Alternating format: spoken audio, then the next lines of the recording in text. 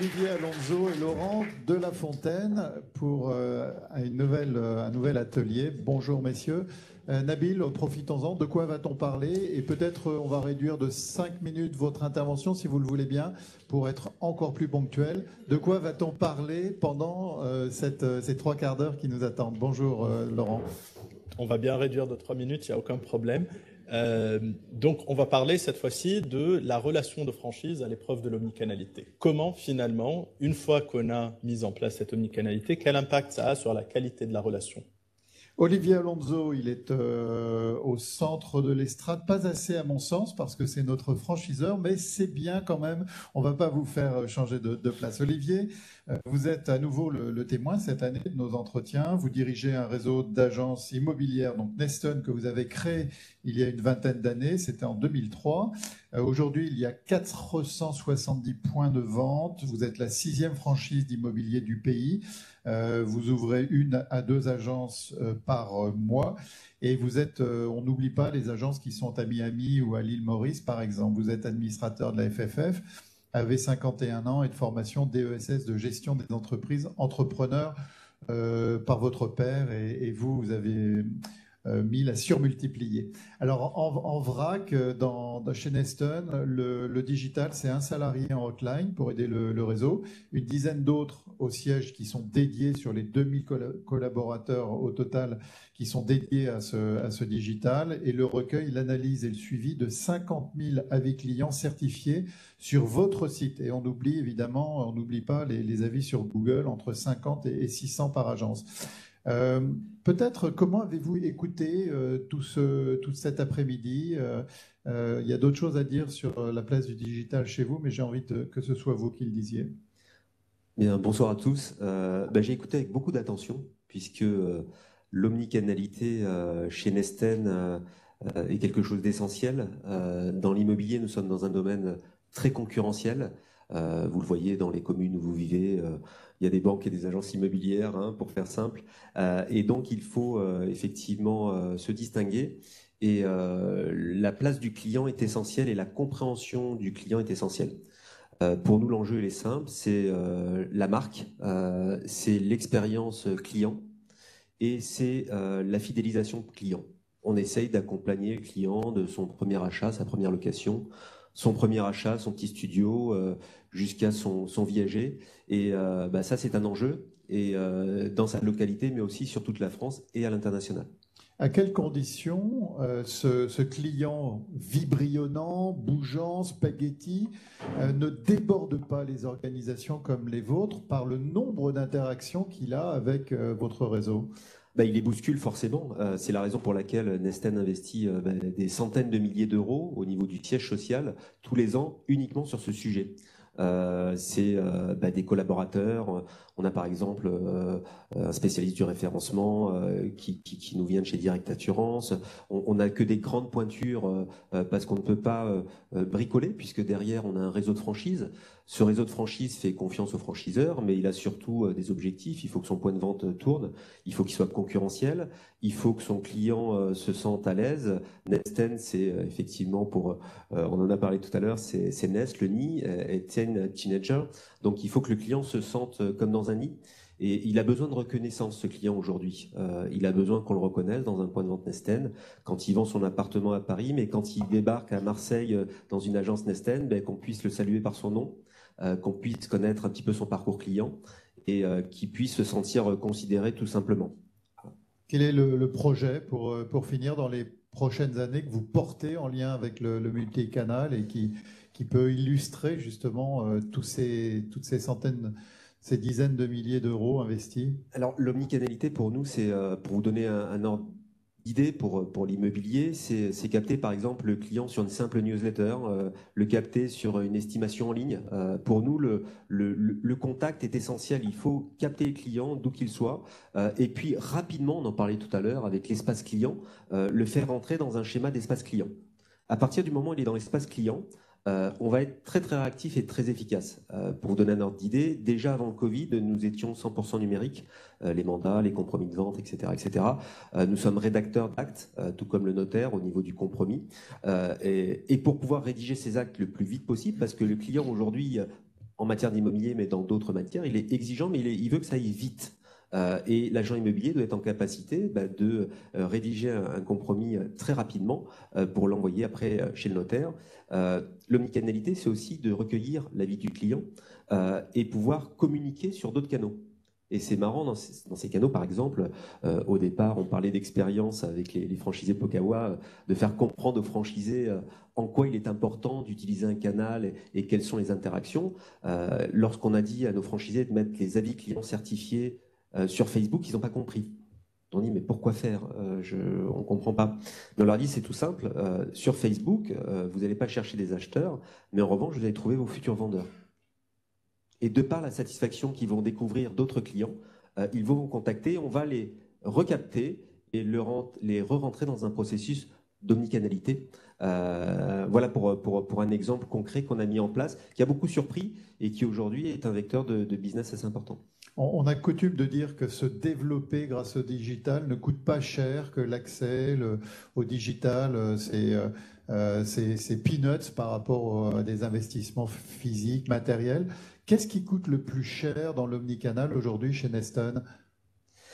En réalité, un franchisé un agent immobilier qui n'est pas dans une franchise, déjà globalement, fait 3 fois moins de chiffre d'affaires que dans une franchise.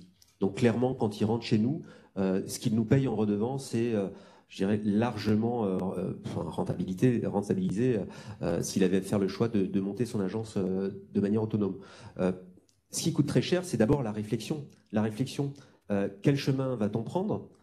Donc c'est des études qui sont portées sur l'omnicanalité, parce que chaque choix, s'ils sont mauvais, vont coûter de l'argent franchisé. Donc cette réflexion, après ça va être effectivement comment juridiquement sécurise tout un schéma qu'on a pensé. En France, vous savez qu'on est des champions de la réglementation et effectivement aussi de la protection, de la surprotection des consommateurs.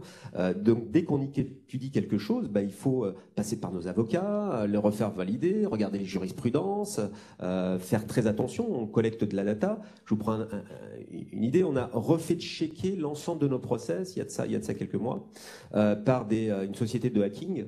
Voilà. Donc on s'est fait hacker nos sites de tous les côtés. Alors on pensait être vraiment à 100% et ils ont trouvé une faille. Ils ont trouvé une petite faille et ça, au niveau RGPD, c'est pas bon. Donc on a effectivement fait réparer tout ça parce que de cette faille, ils avaient accès à quelques petites informations. Donc en 2 heures, c'était réparé. Et tout ça, ça coûte très très cher. Voilà, parce qu'il y a des gentils hackers. Laurent de La Fontaine est conseil en développement pour les franchiseurs. Merci à nouveau de votre présence. Est-ce que vous avez déjà accompagné, Laurent, des franchiseurs dans le cadre, par exemple, de la mise en place d'un click and collect ou de choses en lien qui vont venir perturber un peu la routine, finalement, d'un réseau ? Oui, alors, par contre, moi, j'avais pris quelques notes par rapport au thème et j'aimerais vous les partager si ça ne vous embête pas. Parce que pour ma part, l'omnicanalité en franchise, c'est plutôt une conséquence directe de l'innovation dans le commerce. Alors, je m'explique. Cette innovation n'est pas que digitale. Aujourd'hui, on parle beaucoup de digital, mais ça peut être le fait d'un unique acteur qui impacte souvent tout un secteur. Je prends par exemple l'intermédiation bancaire avec AFPI en 71. Ce n'était pas du tout du digital. L'hôtellerie avec Booking en 96. L'automobile avec Aramis en 2001. Et bien d'autres encore. Si je prends l'immobilier dignement représenté à cette tribune, les moyens de communication et donc de commercialisation de ce secteur sont chronologiquement liés à l'innovation. Si on prend au Moyen-Âge, le crieur de rue qui annonçait les ventes de biens mobiliers. Si on prend en 1533, le premier répertoire intégrant les offres et la demande. Au 19e siècle, la publicité imprimée qui perdura jusqu'aux années 90 sous forme de petites annonces. Et enfin, en 2000, l'essor grandissant des sites Internet. Avec le Web 2.0, de nouvelles technologies arrivent à maturité et sont proposées aux professionnels, que cela soit au niveau du core business, on l'a bien vu aujourd'hui, ou de la notoriété des agences immobilières. La manière de communiquer, elle évolue, les attentes des clients y changent, et l'interaction devient rapide et multicanale. Alors que faire ?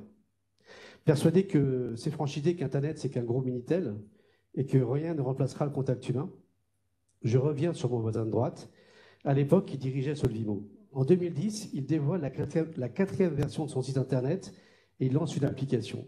En parallèle, il met une charte d'engagement avec, par exemple, la formule 48 heures chrono qui propose à la clientèle de faire une expertise gratuite. Ça ne rajeunit pas.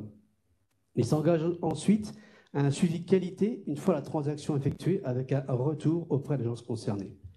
Alors je pose la question, Faut-il rester les bras croisés, suivre l'innovation plutôt que de la refuser? N'est-ce pas plutôt s'assurer que les franchisés moteurs survivront et que les râleurs disparaîtront? Mais je suis rassuré quand je lis la note de 3,59 du rapport, à la phrase suivante: grâce à la démarche omnicanale du réseau, notre marque enseigne est plus pérenne et sera là pour longtemps.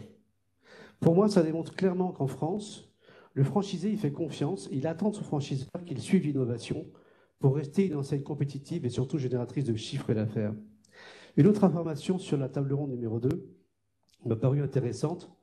36,7% des franchisés interrogés pensent que la visite dans leur magasin est le moyen le plus efficace pour générer des ventes, contre 9,5% pour le click and collect. Mais n'est-ce pas une réponse logique pour un commerçant et quelque part une réponse rassurante pour un franchiseur? Donc, en fait, pour moi, c'est une évidence. Plusieurs questions, aujourd'hui et surtout demain, vont se poser. Par exemple, quelle sera la place du franchisé immobilier dans le métaverse? Que deviendra le centre auto avec le vehicle as a service? Et les services à la personne avec les robots domestiques? En fait, toutes ces innovations vont arriver. Et l'économie et subconsécutivement la franchise devront faire face. Le métaverse, le mot a été prononcé. Olivier Alonso, vous nous direz si vous suivez, si vous-même êtes habitant de ce métaverse. Je vais proposer, pour changer un petit peu, à Fabienne Chameroy et à Marilyn Schulz de nous rejoindre. Vous écouterez votre collègue Nabil Gantou prendre en bouche vos restitutions. Nabil, c'est à vous. Merci Mario. Donc pour cette dernière partie, nous allons enfin arriver à la question de la relation, la qualité de la relation franchiseur-franchisé et comment l'omnicanalité affecte ou influence cette relation. Alors, pour tester ou pour évaluer comment la mise en place de stratégies omnicanales influence la qualité des relations de franchise, nous avons testé un petit modèle de recherche. Alors, je vous explique très rapidement. À gauche, on a deux choses. On a ce qu'on a appelé, nous, ce qui s'appelle dans la littérature la qualité de l'intégration omnicanale et qui revient à plein de choses dont on a discuté aujourd'hui. La diversité des canaux qu'offre le franchiseur, leur cohérence et leur transparence. Leur transparence, encore une fois, c'est à quel point il rend le consommateur familier. En bas, on a ce qu'on a appelé la modification de la relation, ou les modifications de la relation de franchise. De quoi s'agit-il?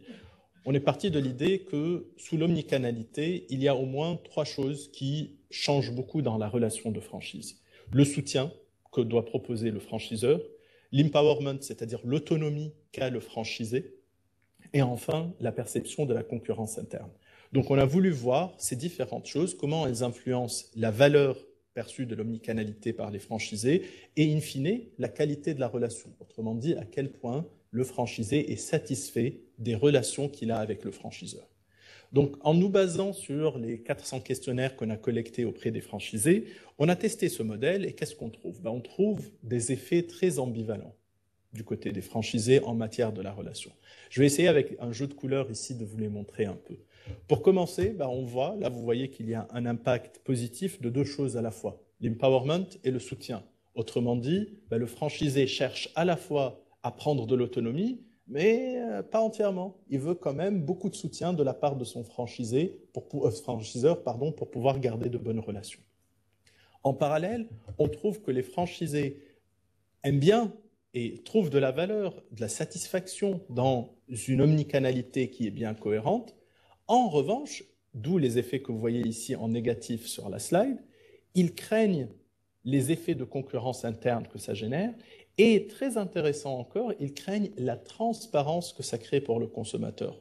Encore une fois, c'est quoi cette transparence? C'est le fait que le consommateur soit très informé des différentes options qui sont à sa disposition.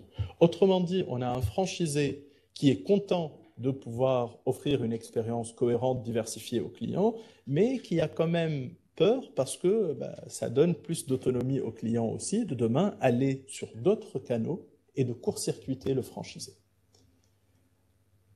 Point très intéressant, deux points intéressants ici. D'abord, la diversité des canaux qui faisait partie des critères de la qualité d'intégration n'a aucun effet sur la qualité de la relation.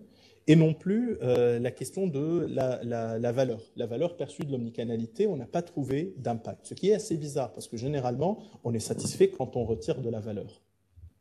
Donc on s'est posé la question, est-ce que peut-être dans nos données, il y a une sorte de source d'hétérogénéité qui cache quelque chose? On a testé plein de choses possibles.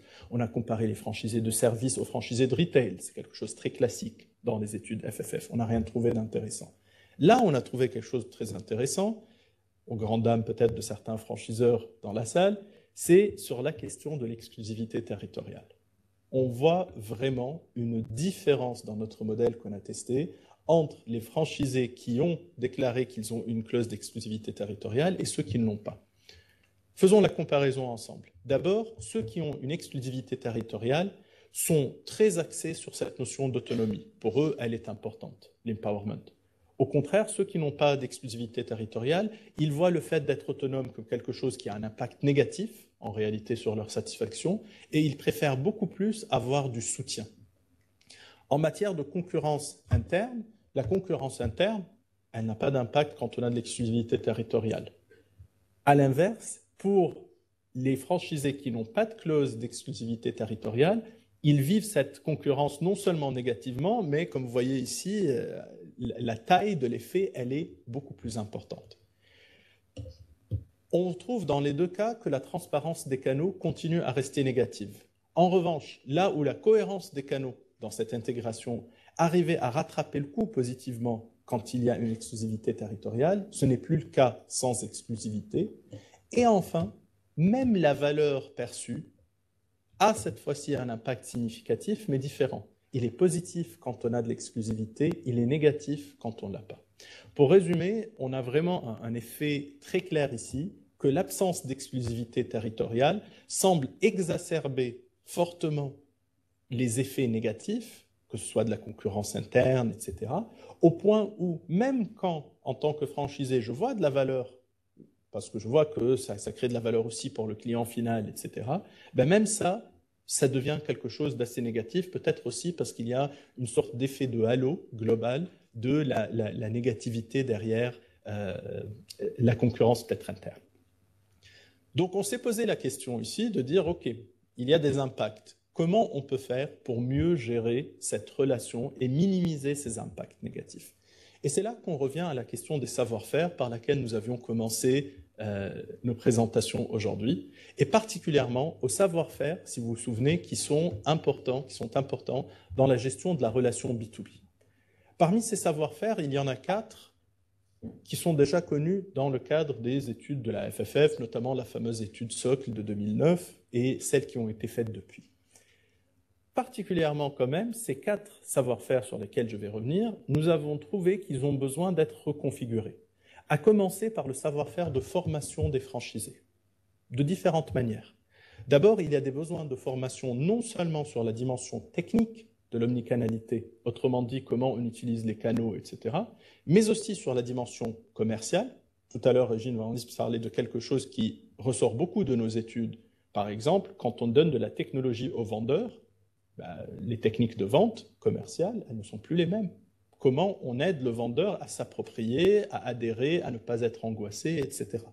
Et aussi des formations sur le niveau stratégique. Ce n'est pas que le réseau qui est omnicanal. Le franchisé est un entrepreneur petit par la taille et pas par l'importance, évidemment, en comparaison au réseau. C'est un petit entrepreneur qui est à la tête maintenant d'une entreprise qui est elle-même omnicanale, qui doit faire des choix en matière de canaux, qui doit faire des choix en matière d'intégration et sur lesquels il faut le former. Renforcer aussi la formation continue tout au long de la carrière du franchisé au sein du réseau et aussi faire appel aux différentes directions. La direction de formation, elle reste importante, elle reste le socle de la formation. N'empêche que si l'omnicanalité est transverse, il faut aussi que les différentes directions de l'entreprise participent à cette formation. En matière d'animation du réseau, là aussi, on trouve que les fondamentaux du rôle de l'animateur ne changent pas. Ce qui change, c'est que l'animateur a un spectre beaucoup plus large et de canaux et de tâches et de missions à maîtriser. Or, qu'est-ce qu'on voit en réalité? On voit que les outils historiques des franchisés et des animateurs n'ont pas assez évolué. Par exemple, les grilles d'audit, les tableaux de bord. L'animateur continue à aller voir des franchisés, les conseiller dans un cadre omnicanal, alors que les tableaux de bord lui disent le chiffre d'affaires, les stocks, etc., mais ne lui disent rien sur les canaux en ligne. Il doit aller lui-même chercher cette information s'il a le temps, parce que son périmètre n'a pas évolué non plus. Là où dans certains réseaux, on avait des animateurs qui suivaient 10 franchisés, on en a d'autres qui en suivaient 18, 30, voire jusqu'à 50 franchisés par animateur. Donc ça, c'est une question importante. Le soutien aux franchisés, pareil, cette fois-ci, les fondamentaux ne bougent pas, mais il va falloir beaucoup plus maintenant mobiliser le soutien entre franchisés, y compris parfois par des choses aussi simples que créer des groupes WhatsApp. La technologie, c'est très bien, mais l'intranet, beaucoup de franchisés nous disent c'est génial, c'est bien fait, etc.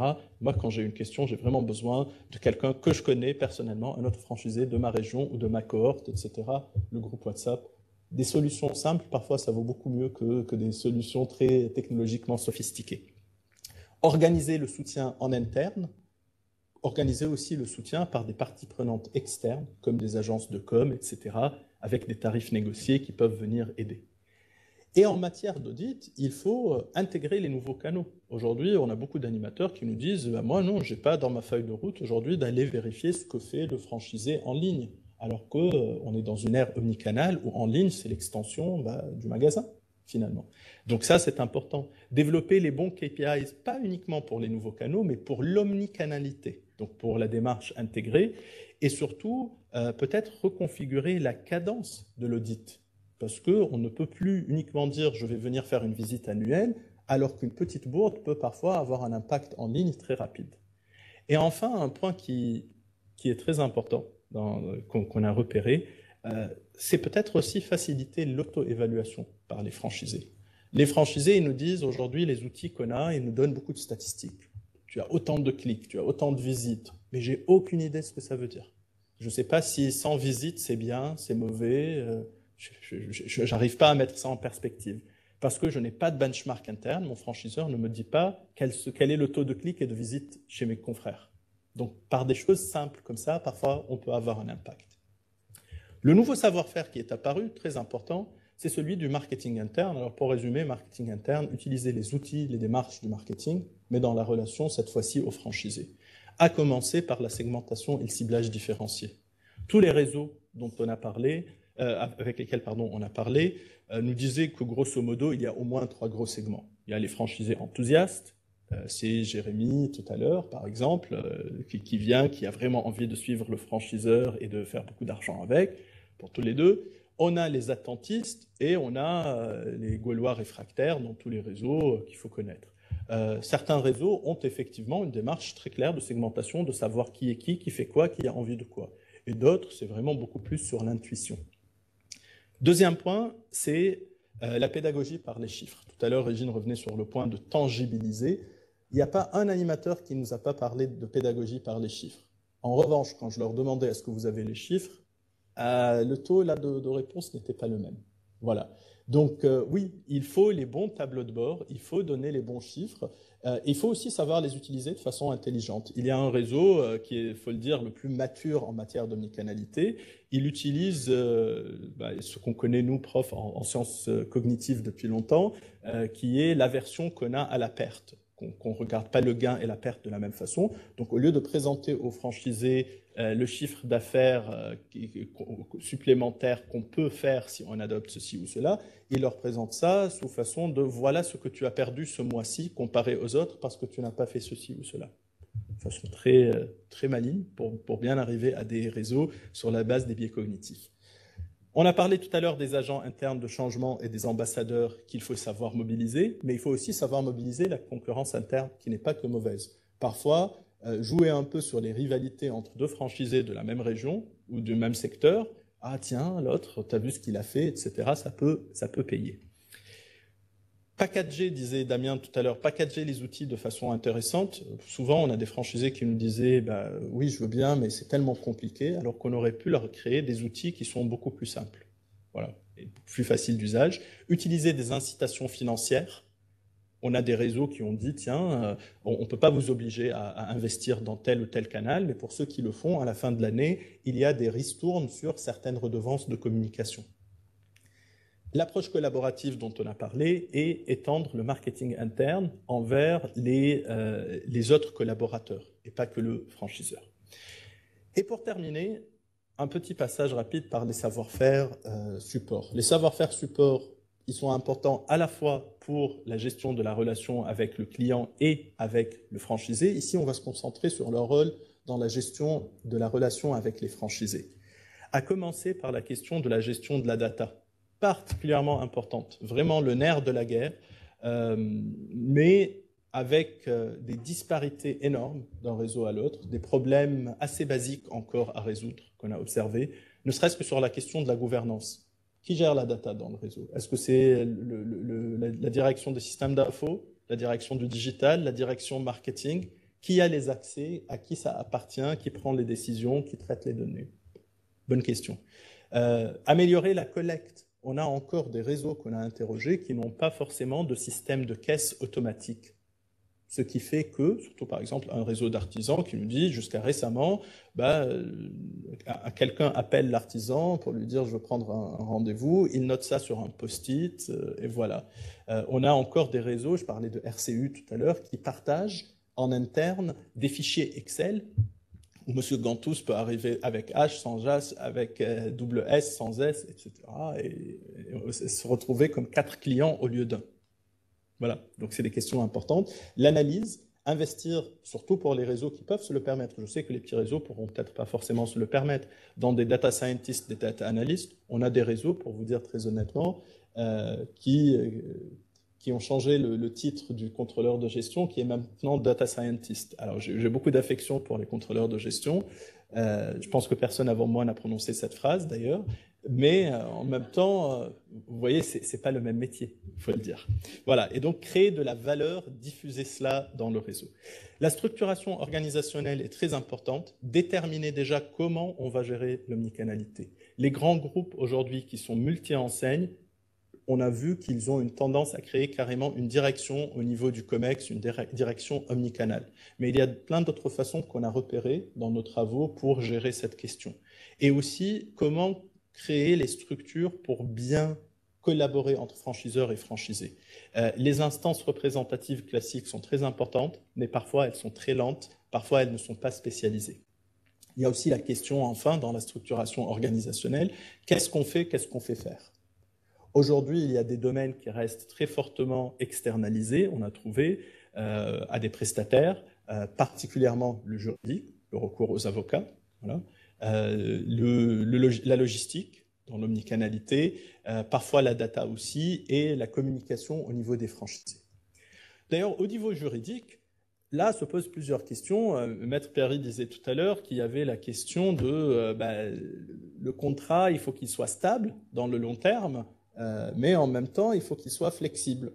C'est ça toute la difficulté. Donc certes, le réseau, il faut qu'il sache user de tous les outils à disposition, les avenants, les chartes, et pas que le contrat. Mais dans le contrat, déjà, il y a des questions très importantes. Tout à l'heure, vous avez posé la question, il me semble, à notre première intervenante à distance, sur la répartition de la valeur. C'est effectivement la question clé, ou une des questions clés aujourd'hui. On a beaucoup de réseaux qui ont cherché la paix sociale en disant on va rétrocéder tout le chiffre Internet aux franchisés. Voilà, comme ça, c'est simple. On a des réseaux comme Beauty Express, que représentait Madame précédemment, qui dit non, ça dépend à qui appartient le client, ce qui est une formule quand même assez intéressante, à qui appartient le client en matière de carte de fidélité. Et on a des réseaux qui disent, ben non, franchement, si on a les bonnes datas et qu'on peut savoir la participation de chaque acteur, je ne vois pas pourquoi je vais rétrocéder ça entièrement à mon franchisé. Hein. Soit je lui rétrocède une petite partie, soit rien du tout. Et ils comprennent d'ailleurs parce qu'ils sont commerçants comme nous. Donc ça aussi, c'est une question qui se pose, tout comme la question de la contractualisation des zones d'exclusivité, avec la fameuse question, c'est que exclusivité géographique, c'est une chose, mais quelle est la zone optimale en matière parfois de communication? Parce que Facebook, lui, connaît beaucoup moins les délimitations géographiques, surtout quand on a plusieurs franchisés dans la même ville. Et pour terminer, savoir même reconfigurer en tant que tel, très important. Savoir rationaliser le changement, parce que les franchisés chez qui on arrive avec plein de changements en parallèle, c'est très compliqué à gérer, c'est très anxiogène, surtout pour les anciens.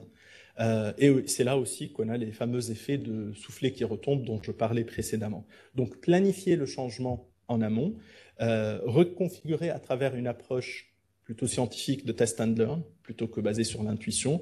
Et quelque chose de très important aussi, identifier tous les acteurs qui ont besoin de change management. Voilà.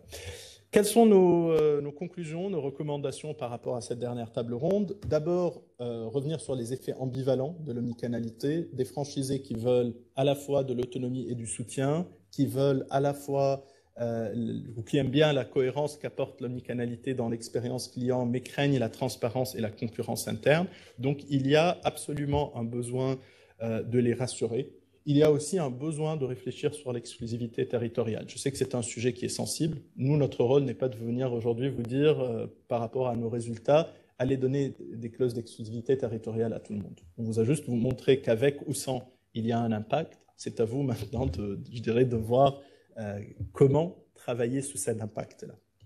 Une adaptation nécessaire du savoir-faire relationnel, notamment de l'animateur, le rôle de l'animateur, quel est son périmètre, quels sont les outils qu'on va mettre à sa disposition, et le marketing interne qui est extrêmement nécessaire. Et enfin, le rôle croissant des savoir-faire support, que ce soit la data, encore une fois le nerf de la guerre, le besoin de transformer de façon planifiée, rationalisée et accompagnée. Et enfin, je dirais,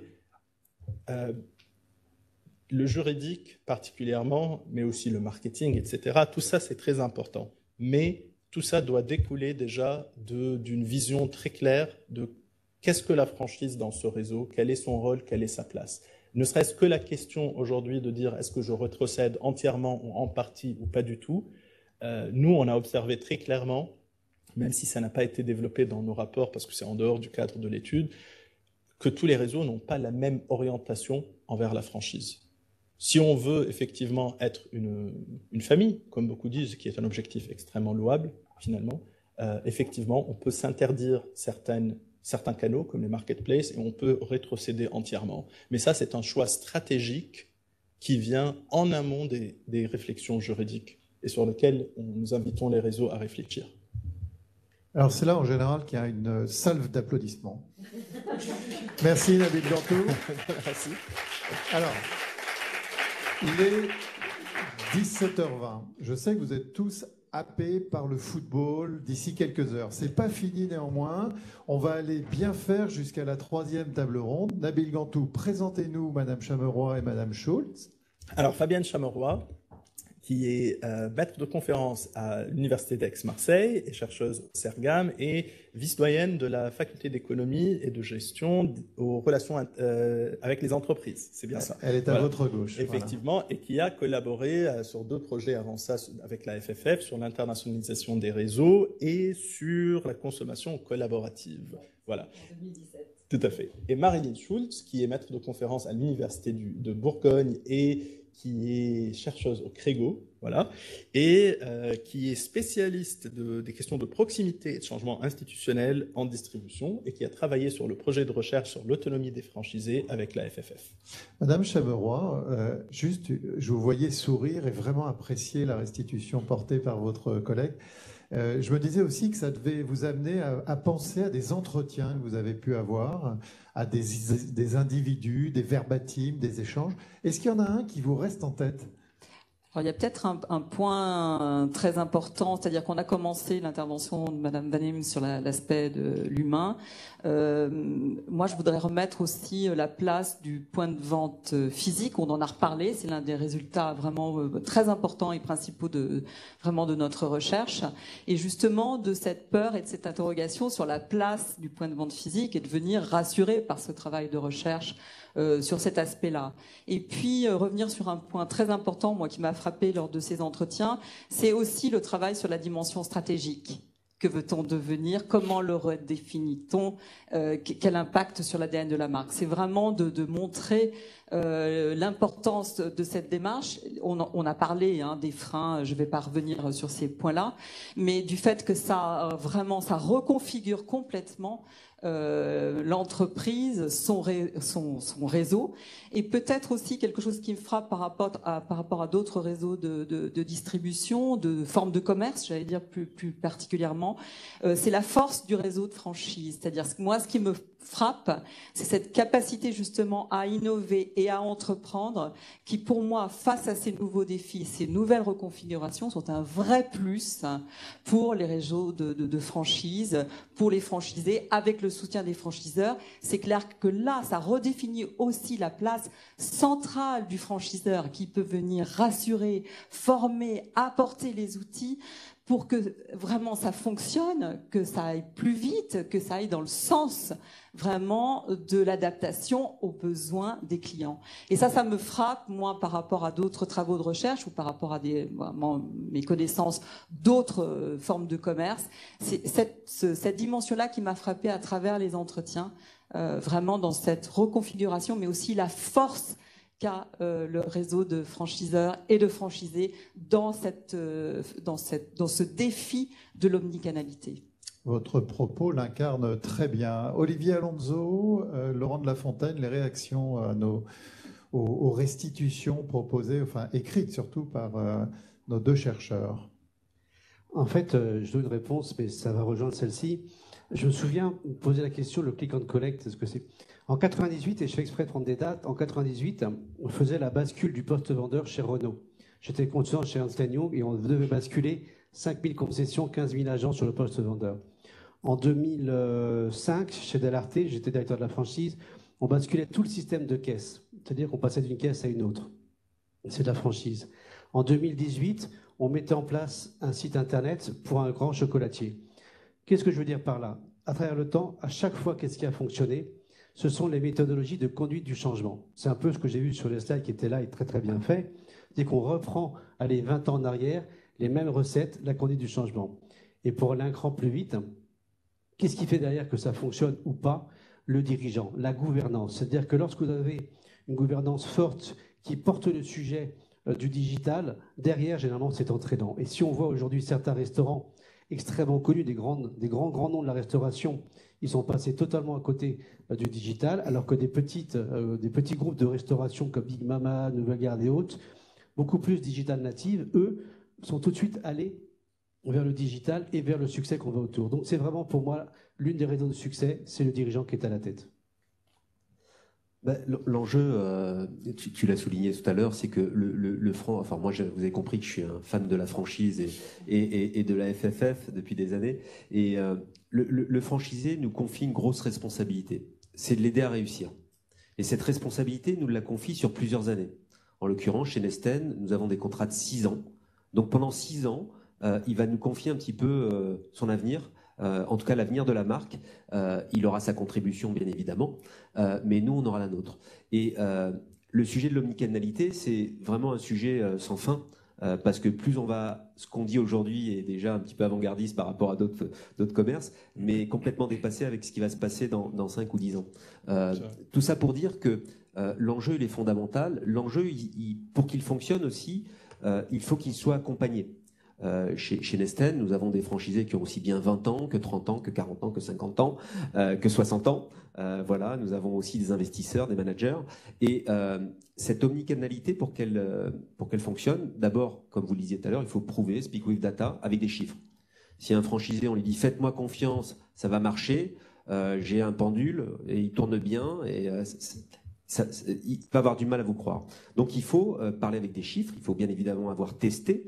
Chez nous, on a des franchiseurs bêta-testeurs, on en parlait tout à l'heure, qui sont en général des leaders chez nous, et on teste, et tout ce qu'on lance dans le réseau, on l'a testé.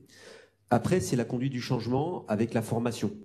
Chez nous, on investit beaucoup d'argent sur la formation du franchisé, à l'utilisation de ces différents canaux, à l'interaction des canaux des uns vis-à-vis des autres, l'incrémentation, parce que tout ça, pour que ça fonctionne, le franchisé doit contribuer à mettre de l'information, de la data qu'il récolte. Parfois, il ne sait pas trop à quoi ça va servir, mais il faut qu'il la récolte et qu'il la restitue dans des logiciels, etc. Donc, cette formation, nous, on passe beaucoup de temps. Nous avons des formateurs à l'année.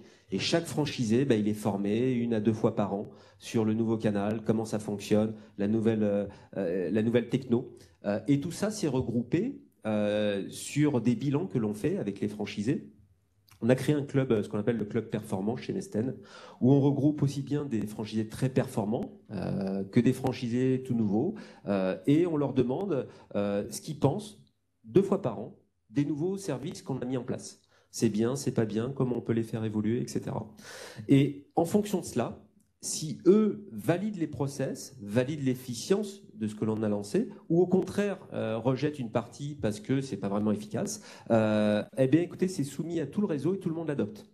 Et là, on voit que ça prend et que tout le monde suit. Parce que ce n'est pas le franchiseur uniquement qui a décidé d'envoyer toutes ses troupes en guerre sur ce point-là, mais c'est effectivement des franchisés qui parlent pour le franchiseur et qui ont testé. Alors certes, le digital aujourd'hui, c'est comme l'électricité, c'est invisible dans les fonctionnements. Néanmoins, chez Nesten, qui est le monsieur ou la madame omnicanal, histoire qu'on aille faire une petite visite? Alors chez nous, on a un collaborateur qui s'appelle Cédric Leroux, qui est responsable des stratégies web. C'est le titre qu'il a. Donc c'est quelqu'un qui était directeur général déjà d'une société informatique. Voilà, parce qu'on prend que des grandes pointures, parce que ce sont des sujets très pointus et on a une grande responsabilité. Donc c'est le monsieur digital et moi je suis le numéro 2 parce que je m'intéresse à ça depuis des années. Voilà, au niveau digital. Et en râteau, il répond à qui sur un organigramme et sous sa responsabilité, combien de personnes? Alors rien que dans son service, lui, il a 5 personnes pure digital dédiées à cela. Et lui répond effectivement quand c'est vraiment très très pointu. Mais sinon, on a un hotliner qui répond toute la journée aux franchisés et surtout aux collaborateurs, puisqu'on en a plus de 2000 dans le groupe. Donc ça fait quelques appels. Et plus il y a d'appels, moins on a été bon en formation. Et moins il y a d'appels, plus on a été performant. 5 salariés, c'est pas beaucoup finalement vu les masses financières et les enjeux que ça porte. Alors ça, c'est uniquement sur le créneau pur digital technique. Après, on a ce que l'on appelle dans l'omnicanalité les canaux réseaux sociaux, où là, on a 3 personnes, voilà, à temps complet aussi, rien que pour tous les réseaux sociaux.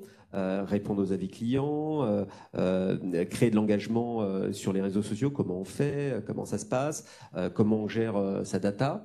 Et puis après, sur la partie marketing, on a encore 4 personnes. Donc tout ça, ça fait un petit peu de monde pour s'occuper de l'omnicanalité, mais on n'a pas le choix. Si on veut être performant, et chez nous, on a 99% de nos franchisés chez Nesten qui renouvellent leur contrat de franchise à l'issue des 6 ans. Donc 99%, on perd 1%. Donc on a encore 1% de progrès. Mais tout ça, c'est parce qu'on investit beaucoup et on n'a pas le choix pour être performant.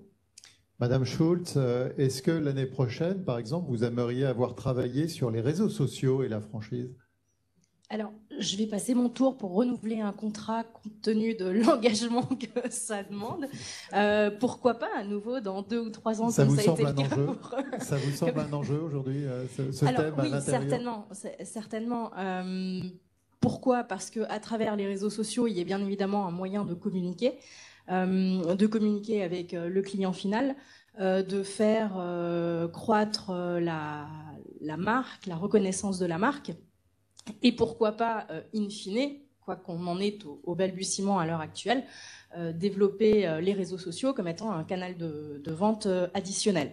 Alors, c'est encore lointain, mais ça peut effectivement devenir un enjeu pour le futur dans le commerce. Oui. Et pour finir, dans toutes les rencontres que vous avez faites depuis 1 an, vous évoquez la charge de travail que ça représente. Il y a sûrement des visages quand même qui s'affichent. À qui vous aimeriez dédier le travail qui a été fait aujourd'hui par vous et vos collègues? Alors, c'est difficile cette question. Alors, dédier ce travail, c'est compliqué. Nabil, c'est une responsabilité énorme. C'est une responsabilité énorme que de me poser le problème, c'est qu'on est tenu par des clauses de confidentialité. Mais quand on dit qu'on a fait plus de 90 entretiens, C'est des personnes qui nous ont quand même accordé en moyenne 1 heure de leur temps, certains jusqu'à 2 heures. L'accueil qu'on a eu dans la communauté de la franchise, il est comme d'habitude extraordinaire. Voilà, on dit souvent que les universitaires ne travaillent pas assez avec les entreprises. C'est aussi parce que les entreprises, c'est dans les deux sens. Et franchement, encore une fois, chapeau à la FFF qui, depuis toutes ces années, permet à la fois par le financement, mais également par la mise en contact à ces deux mondes de travailler ensemble. Et j'espère que mes collègues et moi pourrons continuer à travailler avec vous. Alors, d'un chercheur à l'autre. Simplement pour ajouter, c'est vrai que contrairement aux autres travaux de recherche qu'on a pu faire en partenariat avec la FFF, on a senti sur cette thématique-là une émulation qui nous a permis de faire 90 entretiens, enfin plus de 90 entretiens. C'est vrai que sur les précédents contrats qu'on avait pu avoir, le nombre d'entretiens réalisés était bien moins important. On sent aussi l'importance de cette thématique pour l'ensemble des parties prenantes de la franchise et donc, in fine, des entretiens qu'on a réalisés. Donc, en ce sens, on pourrait dédier ce travail à l'ensemble des personnes qui nous ont accordé du temps. Voilà. On remet ça, Madame Schultz? Laissez-moi une année de pause. Alors, ne bougeons pas. Je vais proposer d'abord d'un universitaire ou d'un chercheur à l'autre, à Claude Nègre, de venir vers ce pupitre pour vous relayer Nabil Gantous. Merci encore, on vous applaudira dans quelques instants. Régine Van Hems, restez en place, mesdames, restez en place, ça fera une plus belle tribune pour les photos et les vidéos.